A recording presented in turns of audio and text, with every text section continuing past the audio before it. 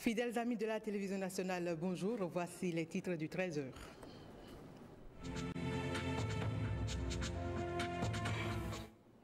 Le COSI-COTRAB se soucie des conditions de travail de ses syndiqués. À l'occasion d'une retraite, les syndicats membres de cette confédération ont réfléchi sur les conditions des transports routiers et des personnes et des marchandises depuis les indépendances. L'allaitement exclusif, une solution à la malnutrition. Le CRS Catholic Relief Service œuvre pour l'éducation des populations de Kouandé à cet effet. Elle y a mis en place un projet de nutrition. Et puis, de l'eau potable pour les populations de Banikwara. Des adductions d'eau villageoise seront bientôt disponibles dans la commune grâce à Elvetas et le conseil communal. Voilà, c'était à l'instant le sommaire de cette édition. Merci à toutes et à tous d'être au rendez-vous. Ouverture ce matin de la première session ordinaire de l'Assemblée nationale. Une session qui s'ouvre quelques jours après celle consacrée à la révision de la Constitution. À l'ordre du jour de cette première session ordinaire, plusieurs projets et propositions de loi. À l'ouverture de la session à laquelle ont pris part les présidents d'institutions, les membres du gouvernement, sages et notables de la ville, mais aussi un invité de taille, le président de l'Assemblée nationale du Burkina Faso. Le président de l'Assemblée nationale, Maître Adrien Ngouedi, est revenu sur le rejet du projet de révision de la Constitution mardi dernier à l'hémicycle. Maître Adrien Ngouedi a également passé en revue les différents points inscrits à l'ordre du jour avant d'appeler ses collègues à accompagner donc le programme d'action du gouvernement auquel ils ont tous adhéré à travers le vote du budget exercice 2017. Nous reviendrons plus en détail sur cette session parlementaire dans nos prochaines éditions. Les transports routiers des voyageurs et des marchandises des indépendances à nos jours. Ce thème a fait objet de réflexion chez les membres du collectif des syndicats des conducteurs transporteurs des travailleurs assimilés du Bénin, le COSI-COTRAB. Pendant 2 jours, ils ont suivi des communications, échangé sur la problématique du transport routier au Bénin. Au terme de cette retraite syndicale, le vendredi, il y a eu des recommandations visant à améliorer les conditions de travail des syndicalistes. Henri Fachina et Evaristo Maou pour le point de cette retraite.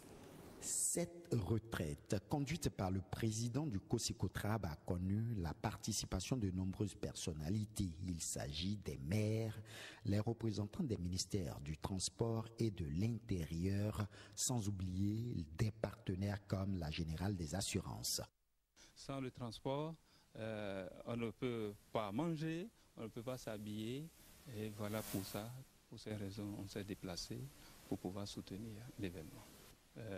Pas un geste symbolique financier pour la réussite de l'événement, mais également c'est d'apporter notre contribution, notre couverture, nos offres pour permettre à ce monde du transport de bien se couvrir et de bien organiser aussi sa retraite.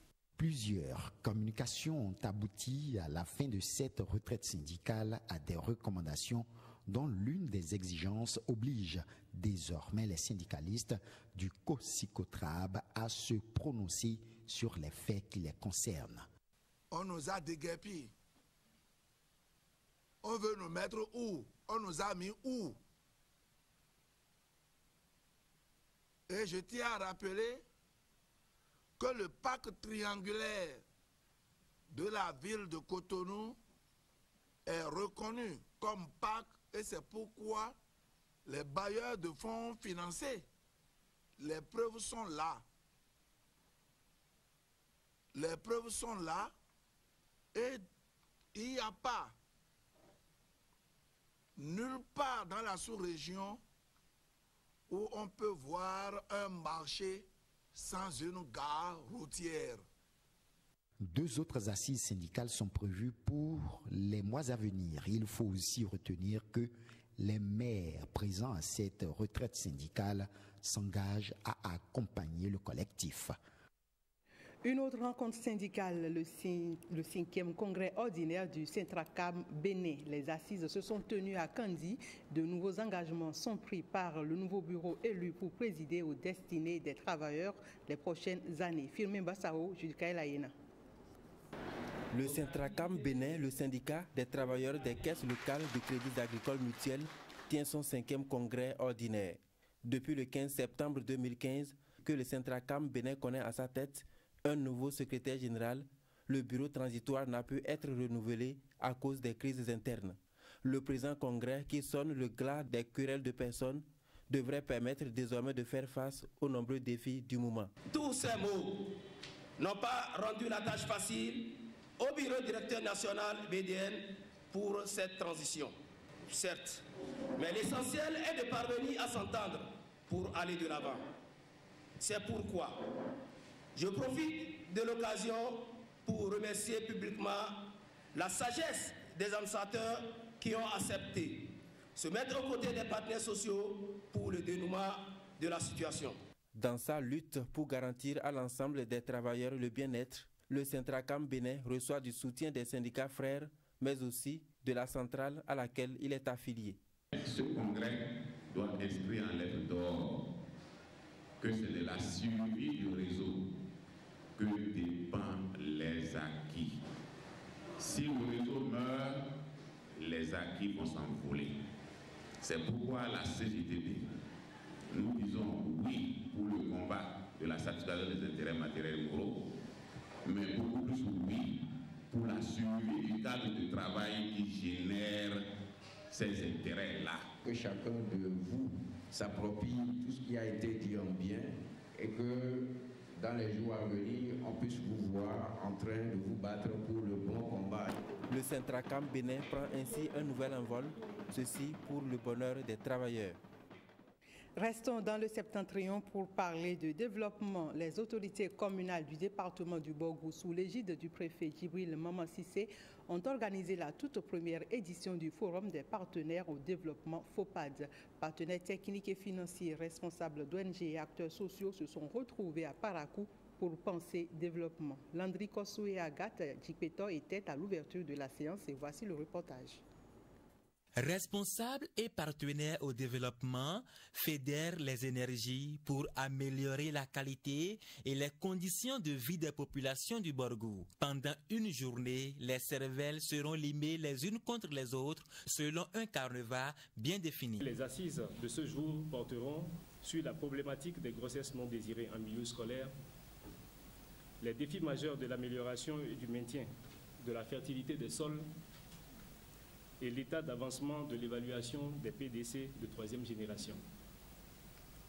La projection d'un film sur la thématique du dividende démographique viendra enrichir ces différents échanges. J'ai l'intime conviction que si nous arrivons à examiner ces quelques sujets programmés, nous aurons fait au terme des travaux de la session œuvre utile. Conscients des enjeux du développement, les partenaires techniques et financiers approuvent l'initiative. Les problématiques de développement sont reliées les unes aux autres et le partage des responsabilités entre plusieurs institutions pour les affronter offre une garantie d'efficacité plus certaine. Je voudrais, au nom des PTF ici présents, formuler le vœu que les actions de développement puissent se poursuivre en cette année 2017 et les années suivantes sous la direction éclairée des maires et de Monsieur le Préfet et que les PTF bénéficient de tout votre soutien dans l'accomplissement de leur mission. Les activités prévues pour la journée seront exécutées sous la modération d'un présidium de 4 membres ayant à sa tête Biosouno Boukor, maire de la commune de Tchaourou. La santé de la mère et particulièrement de l'enfant dans le département de l'Atakora constitue une préoccupation pour les partenaires au développement. Grâce au CRS Catholic Relief Service, la commune de Kouandé décroche le projet de nutrition sur l'allaitement maternel exclusif. Et c'est l'arrondissement d'Orukayo qui abrite la phase pilote prévue pour durer 2 ans. Le point avec Abdoulofou Idrissou et Ousmane Baparapé. La situation peu reluisante de la nutrition dans les 9 communes de la Takora interpelle les chefs de ménage et les autorités à divers niveaux.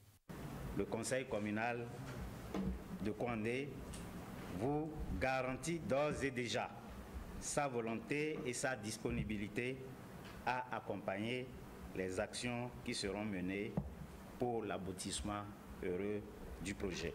Ils sont au début, ils sont avec nous et j'espère qu'ils vont accompagner le projet jusqu'à la fin. L'objectif principal de CRS, entendez Catholic Relief Services, est de réduire la prévalence de la malnutrition chronique à l'échelle communale. Notre souhait est que nous prenions l'entièreté de la zone sanitaire de Kapé.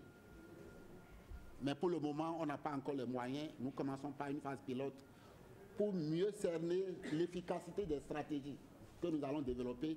L'allaitement maternel optimal est tellement important qu'il pourrait sauver la vie à plus de 800 000 enfants de moins de 5 ans chaque année. L'allaitement maternel exclusif est une solution à la malnutrition, d'où sa promotion. Sur 100 mères, il n'y a que 12 qui font pratiquement l'allaitement maternel. De là, nous avons dit que on va cibler un projet qui va faire la promotion de l'allaitement maternel dans la commune de Kouandé, précisément dans l'arrondissement de Orukayo. CRS est une ONG américaine créée par les évêques. La structure est au Bénin depuis 1958 et intervient dans le domaine de la santé, de l'éducation et de l'agriculture. À Banikwara, le conseil communal veut rendre l'eau potable disponible et accessible à tous.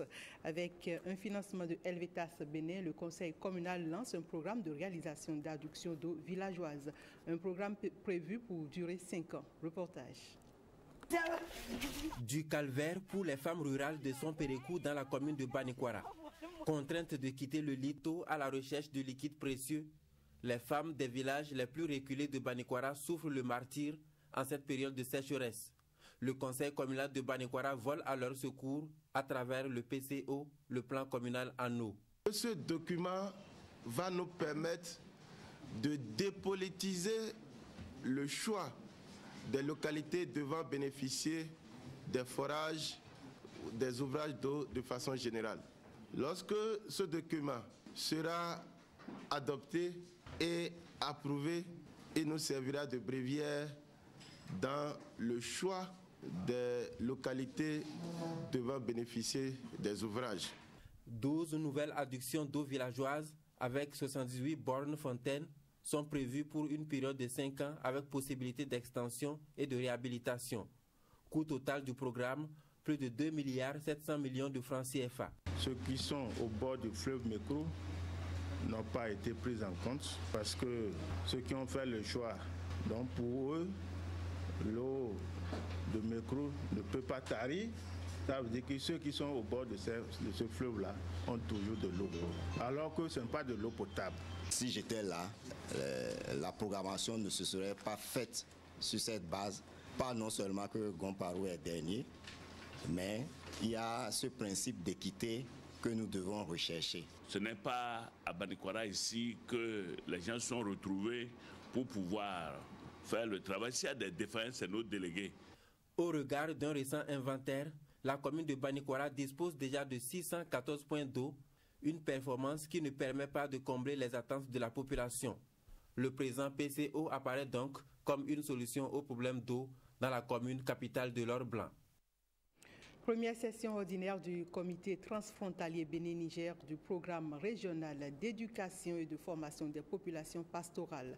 Organisé par Potalmen ONG, les participants venus du Bénin et du Niger ont échangé sur le bilan des activités réalisées sur le terrain en 2016 et sur la stratégie de dynamisation du dit comité. On retrouve Fimé Bassaou et Jude Kaelaïna. Le programme régional d'éducation et de formation des populations pastorales en zone frontalière PREP pour une transhumance apaisée. Les conflits récurrents parfois meurtriers entre populations et communautés d'agriculture, n'auront plus de terreau grâce aux actions engagées par le PREP. Comme résultat attendu, c'est que le comité soit vraiment plus dynamique et qu'il joue effectivement son rôle. Par la suite, la structure qui va prendre en compte dans le sens même de la pérennisation des acquis aujourd'hui de ce programme, que le comité puisse jouer pleinement son rôle pour cette transhumance apaisée et plus productive. Dans la stratégie de mise en œuvre du programme, des actions de concertation multi-acteurs dénommées comités transfrontaliers sont mises en place afin de garantir une cohabitation pacifique entre agriculteurs et éleveurs. Le département de la Liborie, dénommé Parc à Bœuf du Bénin, se trouve conforté par les présentes assises en ce que ce département accueillera pour la campagne 2016-2017 près de 100 000 têtes de gros bétail conformément aux dispositions de l'arrêté interministériel 2017-02 MAEP-MISP du 4 janvier 2017. C'est dit combien la redynamisation du comité transfrontalier Bénin-Niger constitue un sujet d'intérêt particulier pour nous. Nous, on se situe dans une posture d'accompagnement. Ce que la mission a ressenti sur le terrain. Je pense que la première étape, la première phase a mis en œuvre ces centres d'éducation et de formation professionnelle. On a ressenti un apaisement dans une certaine mesure sur la gestion des ressources. Comme ce comité, 4 autres existent dans les zones Niger-Tchad, Bénin-Burkina-Togo, Mali-Burkina et Mali-Mauritanie, tous pour le compte du PREP. La production du coton subit déjà des dégâts à Parakou, notamment après l'abondante pluie qui s'est abattue sur la ville. Ronald Robinson et Théodore Gancheko ont réussi à faire le tour aux abords des usines d'égrenage de la ville et voici le reportage. Du coton dans des camions garés un peu partout aux abords des usines d'égrenage de la cité des Kobourou. L'or blanc a été affecté par la pluie de la nuit du 6 au 7 avril. Les dégâts sont pour le moment inquantifiables. Les gens viennent ici beaucoup. Ils n'ont pas de place. Parce que s'il y a un gars, on va décharger. On va retourner encore. On a l'habitude de faire un gars. Là, si le camion vient, si la pluie veut commencer, on met dedans. Donc au moment que la pluie va commencer, on commence par ramasser les gens. Voilà, cette année, il n'y a pas de hangar. Pourquoi on ne sait pas pourquoi cette année, ils nous ont refusé, ils nous ont interdit de décharger les cotons dans le magasin. On ne comprend pas, il faut voir maintenant la pluie est trop, on ne comprend plus. Ajouter à tous ces dégâts des faits de corruption qui frustrent les transporteurs sur le terrain. Il y a des camions qui sont en brousse, ils ne sont même pas sur le terrain, mais leurs numéros sont déjà là. Mais nous qui sommes sur le terrain aujourd'hui, maintenant par exemple, moi maintenant, il y avait 43 jours aujourd'hui sur le terrain. 43 jours. C'est maintenant que mon numéro vient de sortir. Et maintenant, voilà, depuis avant-hier nuit, l'usine a refusé de fonctionner. Jusqu'à présent, on est là. Cette année, il y a beaucoup de cotons qui sont produits. Le coton a marché. Maintenant, si tu vas dans la brousse, maintenant, tu vas voir beaucoup de camions. Tu vas voir beaucoup de coton. Si on dit qu'on fait le coton là, tu vas même dire que c'est faux. Parce que, par exemple, moi, je suis allé à Koblé, dans mon voyage. Partout, c'est le coton. Voilà, la pluie a commencé. Si on ne sait pas faire, le coton va pourrir dans la brousse. Plus de mesures de sauvegarde des fruits de la campagne cotonnière 2016-2017 s'imposent.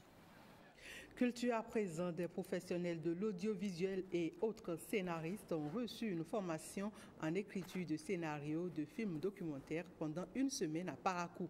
Venus du Burkina Faso, du Niger, du Togo et du Bénin, les jeunes participants ont montré un intérêt particulier pour cette initiative qui entre dans le cadre de la 6e édition du festival Rebiap. Reportage. Ces jeunes acteurs du monde de l'audiovisuel ont, durant une semaine, exploré l'écriture de scénarios d'un genre plutôt militant.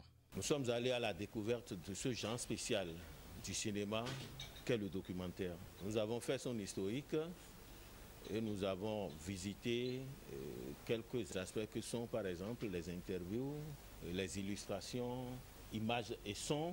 La qualité doit être à ce niveau-là. Le commentaire qui joue aussi un pilier important. Depuis 2016, nous avons enclenché une série de formations dans ce secteur.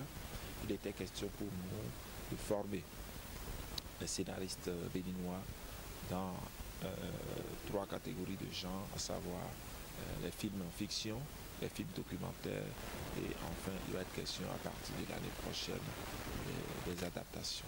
Moment d'échange et de partage, cette formation a visiblement comblé les attentes des 25 participants et a enrichi leurs connaissances. Nous saluons toute l'équipe de l'association culturelle ACTSF pour la qualité de l'organisation et l'accueil qui a été réservé à tous les participants. Tout ce que je faisais, c'était de la fiction pour des films comme long métrage et des séries. Mais cette fois-ci, sur les documentaires, je me suis bien en sorti, beaucoup appris avec le doyen Ignace. Il nous a vraiment beaucoup appris et je le remercie pour ça. Tout en déplorant le manque de soutien des autorités culturelles et administratives, cette initiative a accouché d'un projet de production d'un documentaire sur la ville de Parakou d'ici à 3 mois. Descente à Cotonou avec une éducation civique. Le savez-vous, le port du casque est le moyen le plus efficace de réduire les blessures à la tête et les décès provoqués par les accidents de moto ou de vélo. Pourtant, son importance n'est pas encore perçue du grand monde. Des motocyclistes refusent encore de porter le casque à Cotonou. Casque manuel de sécurité routière, c'est un reportage de Koudous Abdoulaye et Jules Akweikou. Ils l'ont intégré désormais dans leurs habitudes.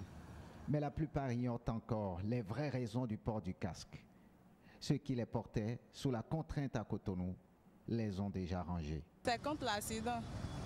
Mais on n'a pas l'argent pour que tout le monde achète. C'est surtout pour ma sécurité. En cas d'accident, ça me permet de me protéger contre l'hémorragie crânienne. Beaucoup l'ignorent. Et le constat est édifiant sur les artères de Cotonou. Parfois, vous voyez des casques qu'on pose pour faire du cheval. Vous voyez des casques qu'on porte pour aller sur le chantier. Et là, vous posez la question de savoir, celle que vous avez posée tout à l'heure, est-ce que les gens y sont convaincus? Est-ce qu'ils comprennent quelle est l'importance du port de casque? C'est cela, la vraie question. Pourtant, les statistiques du CNSR, Centre national de sécurité routière, démontrent clairement la courbe de mortalité liée aux accidents des motocyclistes est en baisse à Cotonou. Nous avons eu plus de 275 morts en 2015 et qu'en décembre 2016, nous étions autour de 206-207. Donc j'ai gap de près de 60 personnes de moins que 2015, je pourrais dire qu'en réalité, la tendance va vers la baisse. Pas question de baisser la garde. La police nationale a repris le contrôle à Cotonou contre les motocyclistes indélicats. Sous l'égide du directeur général de la police nationale, le contrôleur général de police Idrous Moukaïla, l'ensemble de ses collaborateurs a entrepris avec ou sans le gré des populations, de rappeler à ces derniers qu'il y a lieu de porter le casque et le bon casque. Les conducteurs ignorent le code de la route et ne veulent même pas le respecter. Porter son casque aujourd'hui, c'est poser un acte de développement. Au-delà, le casque sauve la vie. Allons dans le monde littéraire pour finir une nouvelle parution, Écrin d'ivresse. C'est le titre de la nouvelle œuvre, une réalisation de Lys Degla et Edison Adjovi, un duo poétique pour des vers enivrants. Amis, parents des auteurs et amoureux de belles lettres ont répondu présents au lancement de l'ouvrage à Cotonou. Le reportage est signé Ghislain Pouguet, Jules Akweikou. 30 poèmes pour célébrer l'amour et l'harmonie. Un recueil signé par Lys Degla et Edison Adjovi. Écrin d'ivresse est une œuvre sortie d'une situation banale de la vie. Tout a commencé une nuit au cours d'une conversation nocturne via WhatsApp entre Lys et moi, au sein de laquelle nous avons décidé de nous adonner à un exercice de poésie qui consistait à s'échanger des vers de façon alternée jusqu'à en faire un poème. Un ouvrage écrit au gré des nuits et des réseaux sociaux. Ce qui m'a vraiment touché et qui est un message positif et que les deux auteurs ont lancé à la jeunesse béninoise, c'est que les réseaux sociaux, qu'on peut utiliser les réseaux sociaux de façon positive, qu'on peut utiliser les réseaux sociaux pour pour accoucher quelque chose de bon. Des poèmes au contenu sensuel et quelque peu spirituel. Tout poète, en écrivant, se découvre à lui-même et aux autres. Il appose ses empreintes. Il entreprend aussi d'exorciser. Exorciser les démons du mal, comme le prêtre exorcise avec ses psaumes, comme le chef couvent avec ses incantations. 30 pièces qui proposent au lecteur un voyage d'harmonie, d'équilibre et de sensualité. Un voyage écrit, dit-on, par les auteurs dans l'effusion. L'effusion des idées et des sens, c'est sûr. L'effusion des corps aussi, on ne le sait pas. La lecture de ces vers dissipera les ombres, peut-être.